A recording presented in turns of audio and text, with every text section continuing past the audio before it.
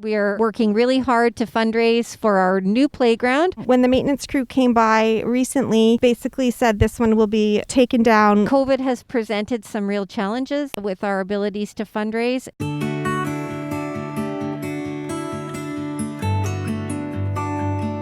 Right now we're driving to a local elementary school, part of our community, and we're delivering a $10,000 check to help them with their school project to build a new playground.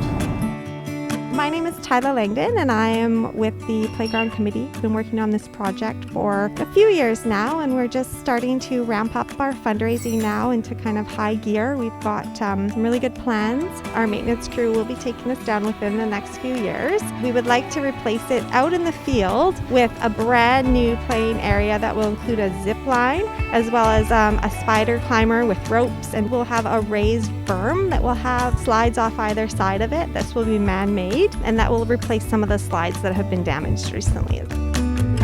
Hi, I'm Cheryl Edge Partington, and I'm the principal of Ladner Elementary. I'm absolutely thrilled to receive this generous donation from the Applewood Auto Group. Our kids deserve the chance to be outside playing in a state-of-the-art playground, and we're really excited to have that project off the ground. And then it's really going to make a difference for the children that attend Ladner Elementary, but also for the whole community.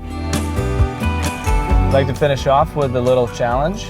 Other GMs, other dealerships out there in the industry, if you're watching, just do what you can. Help the schools, help your local community, as little or as much as you can. But just helping the community, it's a win-win for all parties, and it just feels great.